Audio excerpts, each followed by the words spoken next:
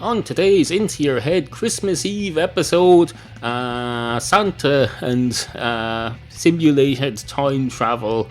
What else? Something about a dog, something about a bar, something else about something else, and lots more. Into your head, into your head, into your head, into your head, into your head. Once upon a time there was a dog, a dog, a dog, a dog. Basically a dog. I don't know how to put it any more simpler than that. I'm probably not putting it very simply at all. I'm flourishing my pronunciation, making it very fancy, overdoing it a bit. It's like when Lidl start doing fucking upmarket brands. They do deluxe versions of things now. They have Lidl Deluxe crap. You go down to Lidl and there's a corner and they say, oh, look at our new Deluxe brand. Isn't it great? Isn't it absolutely fucking fantastic? You come into, oh, here's our roast pheasant. Except it's not roast at all. You have to roast it yourself, but it'll say roast pheasant. As if that, and then you find out that's not a label, it's an instruction. It's roast this pheasant. Roast it like there's no tomorrow. Roast it on an open fire in front of your friends, and pretend you shot it with a gun, which is absolutely fine, because although it's lying, it does mean you didn't shoot it with a gun, so you're a better person than the person you're making yourself out to be. That's called modesty. And it's something you could do well to learn a bit about if you haven't already. I don't know whether you have or not. Do you know about modesty? You probably do, or maybe you don't. Or maybe you're going to say, oh, I know a lot about modesty. I'm one of the most modesty knowledge endowed people in the world. I'm just not very modest. I know about modesty, but I'm not modest. And of course, in today's world, if you're like that, people call you a hypocrite. You go up to someone in the street and you say smoking is bad for you, and if you happen to be smoking at the time, they'll say you're a hypocrite. You're saying smoking is bad for you, but you're smoking. No, that doesn't make you a hypocrite. That just means you don't care that or you go, you know what I mean. It just means. It doesn't mean you're a hypocrite. That's the point. A hypocrite would be if you're going up to someone and saying smoking is bad for you, and then going up to someone else and saying smoking is good for you. That's what would make you a hypocrite. So get your facts straight. Get your facts straight, and hold on a minute. Get your facts straight. Get your facts straight up on the cloud. Get your facts straight. Get your facts straight up and put them on the flagpole and rise them up and see if they waver. So what's that to say? Put it on the flagpole and see if it's something. Isn't there a phrase like that? Hang on a minute. There's a phrase. Put it on the flagpole and see if it. Put it on the flagpole and see if it. Search. Run it up the flagpole and see if anyone salutes it. There you go. If someone salutes it, presumably that's a sign. That's a sign that it's a flag, or someone believes it to be a flag. A flag can be anything. It doesn't have to be. A flag is anything that someone sees as a flag and treats as a flag. It doesn't have to actually be a flag, as long as someone. You could have some psychopath who thinks everything is a flag, and you wave a piece of bread at them and they'll think that's a flag. Well, if it's a flag to them, it's all about symbolism. If that symbolises something to them, then it's a flag. And you've no business telling them it's not. You've no business telling them it's not, because it is, just because it's not to you. It's just like with colour. I could go up to the grass there and see it has green, and you could go up to it and see it has blue. And obviously I'm correct, but you're correct too. It's just the way the light goes through your eyes is incorrect. But you see it has blue, so it's blue to you, or else you've a different word for green, and you call green red, and you call red blue. Just watching out for my online. I'm expecting an online grocery delivery. It's going to arrive offline, so I have to move away from the internet every now and then and look out the window just to make sure he's not out there waiting. Like that Richard Marx song. Wherever you go, Wherever I'll be, I will be right here waiting for you. Two unfinished, Now that I sing once that, upon a very time right. there was a dog stories walk into a bar. One of the unfinished, once upon a time there was a dog stories go straight up to the bar counter and says, "Hello, can I have a pint of your finest Guinness, please?" And the man behind the bar says, "Yes, but what happened to the dog?" And the unfinished, the unfinished, once upon a time there was a dog story says, "I've no idea, sir. I'm afraid, unfortunately, I'm unfinished. I'm like it's a handicap I have of mine. Basically, it's like being missing a limb. I'm an unfinished story, and I'll never know. Just like us all, though, it's a metaphor for everybody. You're an unfinished story until you die. Then your story's over, but you never get to read it. So there are advantages to not being finished. I don't want to be a finished story. Do you want to be a finished story?" And the barman says, "I suppose now that you put it that way, that's a bit fucking depressing. That idea." And the unfinished, once upon a time there was a dog story says, indeed it is. And you know what's even more depressing? I've just realised that the phrase "once upon a time there was a dog" could in itself be the start and the end of the story. There could be no more to it. Just like you see sometimes poets will sometimes write a one or two liner, and that'll be the end of it. You don't get verse after verse. So maybe this story is finished after all, in which case I'm probably dead now, am I? Or maybe does that make sense? It probably doesn't. I don't know. I'm not even a dog. I'm just a story about a dog, so I don't really have much cognitive function to think about this. Is that what you call a cognitive function? And the barman says, "I don't call it anything. I don't have much cause for talking about that stuff in here. I suppose if I ever need to, I might call it that. I don't know. What is cognitive function? There's a question for you." And the story says, "Oh, I'm sorry, I can't answer questions. I'm like a computer program. I can only tell you stuff that's in the story that exists." And the man behind the bar says, fair enough. But how are you able to have this conversation then? And how do you plan to drink a pint of Guinness? And the dog story says, "I don't know. I hadn't really thought it through. But maybe we'll have a go at it and see if it works. What's it matter to you as long as I pay you?" And the man behind the bar says, "Well, you won't have any money until you're finished and published, surely." And the what's his name says, "No, that's not true. That's not true. The human zoo." And the man behind the bar says, "Oh, you're doing it again. You're getting distracted from the story and going into some harmonica crap. Your songs are crap, you know. You do realise that. Your songs suck monkey nuts big time." And the unfinished dog story says, "Oh, that's a bit hurtful if you don't mind me saying so." And the barman says, "I do mind you saying so. I want you to shut your stupid ugly face." And the story says, "Oh, fair enough." Well, not fair enough. I don't know whether it's fair or not. I don't really understand this world, to be perfectly honest. And the barman says, "Does that mean you were being dishonest up until now?" And the story says, "No, it doesn't. I just wasn't stipulating whether I was being honest or not, but I was being honest all along." And the barman says, That's good, because when someone's been talking for 3.5 minutes and then suddenly goes to be honest, I suddenly doubt everything that they've said up to that point. A pint of your finest Guinness, is that what you want? That's just reminded me." And the story says, "What?" And the barman says, I was saying the word pint, and it reminded me of the pint of Guinness that you ordered. It's coming right up, sir." And the story says, "Oh, that's great. Thank you very much. Thank you very much indeed, Mr. Eastwood." And the barman says, "Stop it. Cut that out. Stop that crap. Your songs are particularly bad today. You should put down the harmonica and leave it till you're in better musical form." And the story says, "But what if I'm a musical?" Because some stories are musicals, you know. A lot of the stage shows, you go to a play and it turns out to be a musical. Everything's done with song and dance. And what if I'm a musical? And the barman says, "Well, then leave the singing to your narrator or the people who perform you. You're the story. You're not the narrator of the story. Those are two different things.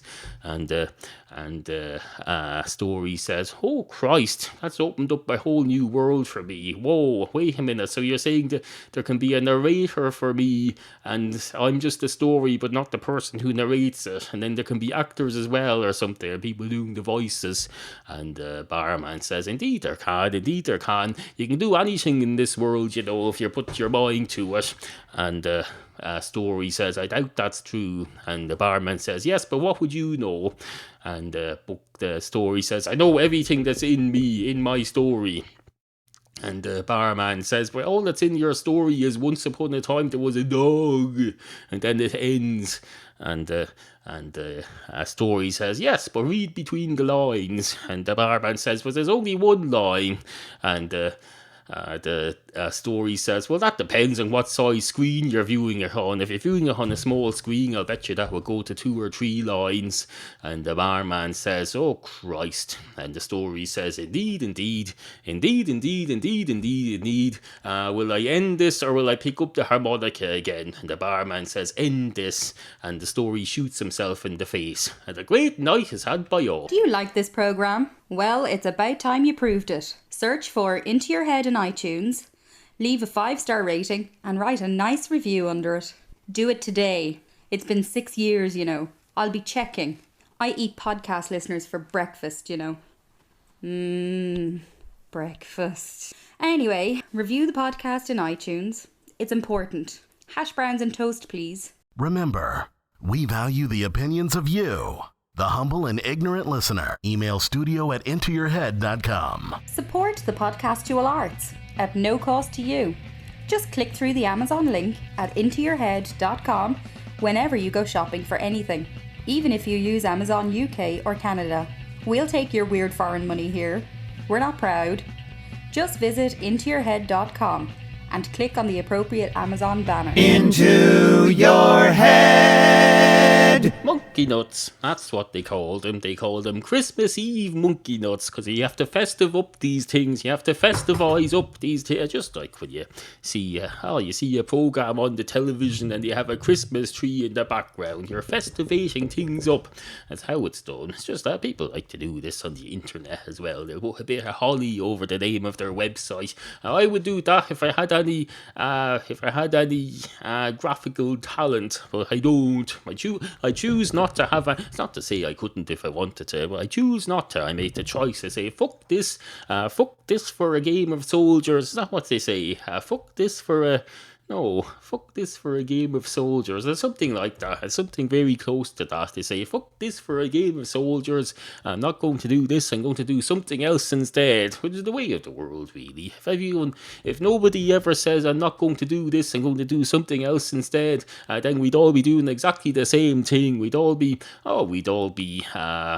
rubbing 2 sticks together, figuring out how to light a fire, but nobody would be out hunting something to put on the fire, and nobody else would be out getting ready to eat it, and nobody else would be out cleaning the cave, and nobody else would be out inventing flying cars. We'd all be just sitting there with our 2 sticks, and once then we'd all get our fires going, all right. But once you get our fires going, then there'd be nothing else to do, because nobody else is doing anything else, or else we'll all just have to leave the fire then and go out and do the same thing, hunting for something to put on it, and then we'll all be doing that, and then we'll all come back with something to put on it. Well, then we'd be wondering, why is nobody here waiting to be fed? It's because we are all out doing that. We're all the people there are, so we have to split. We have to each do different things. That's the point I'm trying to make. I do this, you listen to this. If you were sitting in here doing this podcast as well, then we'd both be doing this podcast and there'd be no one listening. Or if I decided, I'm not going to make this podcast anymore, I'm just going to listen to it, would that work? Of course it fucking wouldn't. It wouldn't work. So let's be damn sure to Christ as hell. Let's be damn sure to damn Christ. Oh, happy Christmas, incidentally. It's Christmas. It's Christmas Eve. Santa Claus is coming tonight, unless you're in a time zone where he's already been. In which case, Santa Claus came earlier in the day, except he didn't, because that's not how time zones work. It's not the same as time travel. It's the same as normal travel. If you travel the left around the world to the left, then time appears to go backwards, but it's not really going backwards. And then you get to a point where you cross the international date line. I can tell you that's when the time travel thing kicks in, because suddenly you're in tomorrow, if I understand correctly. But then you keep going in the same direction further, how you end up back where you started, and then you think, Christ, time is a loop. You can just go round and round the world and end up going forward a day and back a day and all over the place. You build up your 24 hours and then suddenly you cross the line and you're back by 24 hours. It's a loop. It's like being stuck in basically, if you go around the world enough, you feel like you're in Groundhog Day the movie, which they probably play on the plane if you're up there long enough. I'm sure they could play Groundhog Day on many in-flight entertainment systems. They say, oh, let's freak them out. We'll have a movie about an air crash, and we'll have Groundhog Day, and they'll arrive at their destination, sitting there quietly like penguins who've been drugged and just behaving themselves, and we can just have a sleep for the rest of the flight. They'll just be sitting there staring into space going, Christ, I've just seen an air crash and the Groundhog Day movie. I'm just going to sit staring into space for the rest of this flight and not bother the air hostesses at all. And the air hostesses are delighted with that. They're absolutely delighted. Well, they're not. Of course they're not. Or are they? There's a question for you. Or are they not? I don't know, because I'm not on the flight. I don't know what's happening. And even if I was, I still wouldn't be able to read their minds. Because reading a mind is not the same as reading a thing off a screen here. No, because they don't have, air hostesses don't have screens in the back of their heads where you can just see what they're thinking. Unlike strangely enough, less intelligent machines and beings do have screens on them. You can have a frigging printer here that's got a screen on it that tells me what it's doing. But something much far more sophisticated, a human being, has no screen at all, has no proper interface. No monitor. It's absolutely fucking ridiculous. And we claim to be an advanced species. Absolutely fucking ridiculous, if you ask me. Anyway, as I say, Santa Claus is coming today at some point. You'll have to put your socks out, as is the tradition. The tradition is that you put your socks up on the fireplace, if I understand correctly, and then you basically leave out beer and cake for Santa, and then you go to bed. You go gently into that good night, except unlike the poem of that name, the good night is not death, it's just a gentle sleep, while you wait for Santa Claus, and then you get up and he's been and gone, just like a burglar comes and goes in the middle of the night while you're asleep. Santa Claus does the same. He comes and goes, except he does the opposite of burglary. He leaves stuff there, hopefully good stuff, because you don't want someone leaving bad stuff. Someone leaving bad stuff would be almost as bad as someone coming and breaking into your house and taking away stuff. It's the same thing, so that the net effect is the same. So you don't want him to leave bad stuff, you want him to leave good stuff. So that's how Christmas works. And then there's the Jesus thing as well. The Jesus comes the same night as Santa. He goes, oh, I'm going to be born now.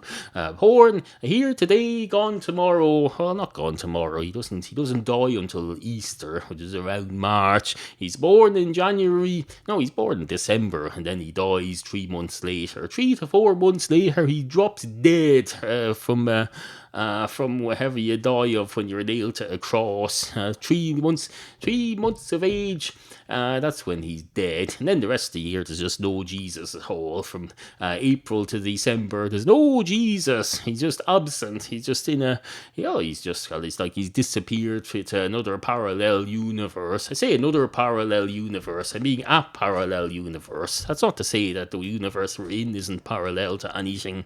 It's just that, you get the idea. You get the general idea. So anyway, happy Christmas. There'll be an episode of this tomorrow, and hopefully it'll be better than this one. I don't like this episode. It's crap. It's absolute pure unmitigated piffle. But you can't win them all. You can't. Just like the ABBA song, the winner takes it all. The winner takes it all. The loser standing tall. Which makes me wonder how that's the loser. Maybe I got the lyrics wrong, did I? Well, I wasn't trying to quote the exact lyrics. I was doing my own lyrics, so they're correct. They're entirely correct. They're the lyrics I intended to do. Or are they? I don't know. Suffice to say, good morning. You've been listening to Neal tell you stories. About cats, probably. Neal talks a lot about cats. Send your topic suggestions to studio@intoyourhead.com. Into